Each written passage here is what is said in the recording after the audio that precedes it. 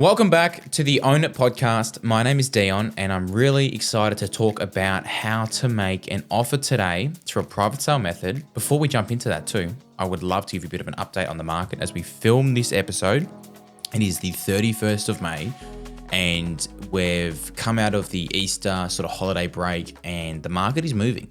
So if you're wondering what's happening at the moment, it feels like there's a bit of an uptick. There's a lot of activity. We missed out today at auction. I know a couple other buyer agents that missed out today at auction. There's a lot more competition, and with interest rates getting cut, I think it's bringing a whole lot more confidence. The other thing to consider is a lot of buyers are trying to get ahead of what they can, I guess, forecast as a better marketplace. And so because of that, buyers are pushing. They're like, hey, if I overpay by $10,000 or $20,000, but I get what I want now, then I'm in the long run going to be better off. So it's a really strange market. There's still not a whole lot of good properties out there. And some of the, I'd say B and C grade ones are quite struggling. They're not performing well, but the A grade stuff is performing really well. If there's a property, it's got a competitive quote on it, AKA it may be a little bit underquoted, it will fly and it will sell well. That's what I'm seeing. So we'll see what kind of happens over the next sort of couple of weeks, months. I definitely think it will be more contested later this year in terms of the amount of buyers in the marketplace, but I am not projecting the future. That is just my opinion. But let's talk about private sale offers. That's what we're here to talk about today. I want to give you more insight than potentially you have at the moment. That's the goal of this episode. I used to be a real estate agent, so I feel like I've got a really good understanding about how both sides of the process work. And I think that's quite important when it comes to explaining this, because I've been the buyer, I've been the seller, and I know how this process works a little bit inside out. So let's start with the basics.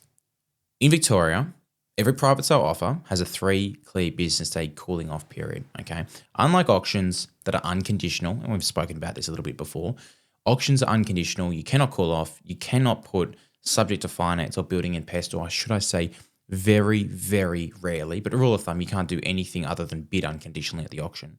Private sale is so different. It's like you get a 3-day cooling off period, and you can make your offer subject to a million things.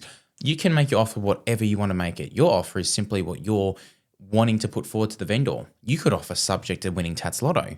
I just throw that out there. Obviously, no one's going to accept it, but I just want you to kind of think that when you make an offer, it's actually whatever you want that offer to be. Whereas with an auction, you're bidding on what the vendor, that contract they've provided, unless you make alterations beforehand.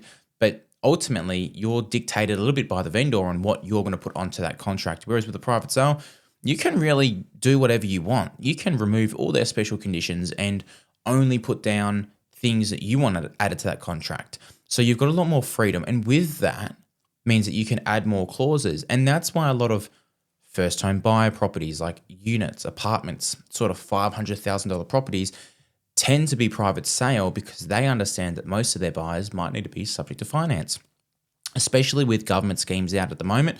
More first home buyers, more than ever, need to go subject to finance. So we're really seeing two sort of markets: the first home buyer market, heavy private sale properties, and then the family market tends to be heavy auction properties. So it's just some food for thought on why you might be going to more private sales, or if you are going to a lot of auctions, it's probably because the properties you're looking at are at a high price point. That's how that works. So because you can put conditions on your offer, does that mean it's a good thing or a bad thing? Like, should you do that? That's normally the first question and where to start. Obviously, you get a cooling off period, but should you put conditions on your offer? Some of the basic conditions: subject to finance, subject to building and pest inspection, subject to a legal review. There's some sort of more basic ones, but you might have heard of some other ones before. And really, your conditions can be whatever you want them to be. The question is, should I invest, well, let's say a couple $100 getting a contract reviewed, and a couple $100, probably more than a couple $100, maybe $500, $600, $700 getting a building and pest inspection? Should I invest that money up front, or should I offer subject to those conditions? You have to understand that anytime you offer subject to conditions, that makes your offer less attractive. You may have to pay a higher price for the luxury of those conditions. And so it's trying to find the balance. Look, let's keep it really simple. If you feel like you have a really good chance of buying a property, I would go unconditional in terms of I wouldn't have subject to finance, building and pest, and a legal review. Now, you might not be able to not offer subject to finance, but if you can, then I would not put it on. And I would get my building and pest inspection done up front. we're going to make an offer on a property on Monday. We're not sure if we're going to buy it or not, but we have a really strong chance. So we went and got the building and pest inspection and we got the contract reviewed this week. So next week, when we put our offer in, we can go unconditional except for finance. We have to put a finance clause, but it makes our offer more attractive. When you have a higher likelihood of purchasing the property, you're better off investing that money to increase your likelihood even more and even pay less than you might need to. That's the other thing. You can probably pay less than other buyers that have those conditions. Whereas if you feel like you have a low chance, the best thing is probably to not invest that money up front. You don't want to waste money. So you're better off just making an offer subject to those conditions. And if you buy it, that's great news. And if you don't, well, you probably weren't going to buy it anyway. So at least you didn't waste that money. So when it comes to answering that question on should I get my building and pest inspection done up front? Should I get my contract review done up front? That's normally the answer. If you have a high chance, yes. If you have a low chance, probably don't. Now, you can also get a little bit creative. You do have a 3 clear business day calling off period. What some people will do, and it is important just to quickly note, there is a fee if you use your right to call off on the property. There's a 0.2% of the purchase price fee. But what some buyers will do is that they'll go, I don't want to invest money in a contract review up front. I can do that in my cooling off period. Now, then some buyers will ask, well, can I get my building and pest inspection done in my cooling off period?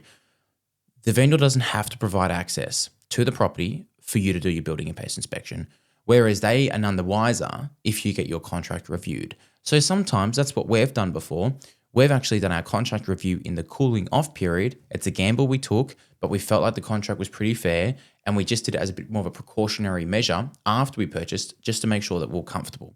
So you have that option too. You could offer subject to a legal review. You could offer without it and go unconditional because you've done it up front, or you could do it in your cooling off period. Obviously, we'd always recommend to get that done. Once you're kind of working out if you've got a high chance or a low chance of purchasing the property, probably another really good thing to consider is the process. What process is the agent running? A lot of buyers will skip this, and probably one of the biggest mistakes buyers make is they just throw an offer in on a property, and it's because they're most likely excited and they don't understand. They might not have missed out yet. If you just throw an offer in, the agent can really use whatever process they want, and often that they can use that offer to manipulate other buyers to give them more money. You don't want to just throw an offer in. You have to ask what the process is and then put it in writing so it's really clear. I can't tell you how many times agents have tried to change a process on us. When we've been told one process, we put an offer in based on what they've told us, and then they try to change the process to suit them, because things might have changed behind the scenes. So get it in writing so you can reflect back and then you can say, this is what you said. Learn from my mistakes. This was years ago, but everyone's always trying to improve. So learn from the things that I've done in the past where I didn't put it in writing and it, affected it. We didn't miss out. It didn't cost our clients, but it was a nuisance having to argue that point. So just get it in writing so you've got a point of reference to look back at. Once you understand the process, then you can work out what you do. Normally there's 2 processes. Sale by set date or set time, there's that sort of process that can also be considered an expressions of interest, which is a fancy way really of just saying put an offer in before a set time.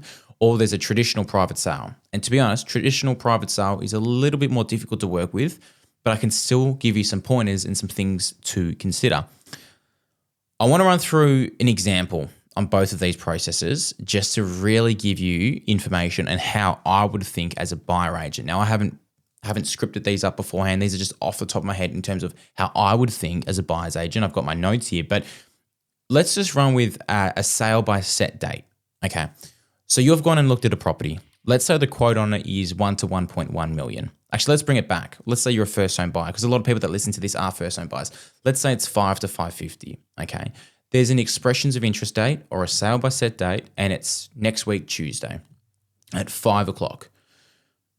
Now, this process may have an advantage. Sometimes they'll have an advantage where it is first acceptable offer. So an offer that puts the property on the market, or an offer essentially that if there's no better offer, the vendor will take this offer. So first acceptable offer gets a right of reply. My recommendation is you should always take that. So if there is that advantage and we think the property is worth 550, then I'd be offering in and around that. Try secure that right to put the property on the market, because what you're always chasing is to make the last offer or have the final say. And so if you can get the first acceptable offer, you get the right to reply. If there's more offers above your offer, you have the final say. So it's really important. That gives you the highest chance of buying the property. Now you can get more creative. You could go more aggressive with your offer. You could go 535, but there's a chance the vendor won't take it. And then the agent will go use that offer to try extract 550 from another buyer and then put it on the market to them. And then you don't have the last say. That'll decrease your chances of purchasing the property. So if there's an advantage that gives you the chance to have the last offer, you should always take that. Now, sometimes there's not. Sometimes it's, hey, all offers in before 5 o'clock. And so everyone's going to put an offer in. In that circumstance, don't make your offer too quick. I would recommend making your offer as close to the deadline as possible.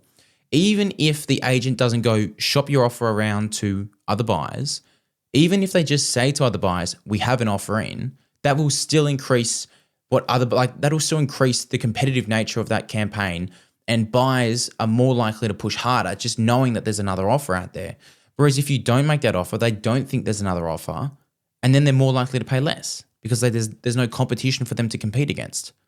So you don't want to accidentally build up the campaign against yourself too early on in the process. You want to leave it right to the end. Now, this is something else you should do. I don't know why buyers don't do it, but they don't do it. If you're going to take one thing away from this podcast, this episode, I would take this away. You will increase your chances of buying property dramatically if you just use this.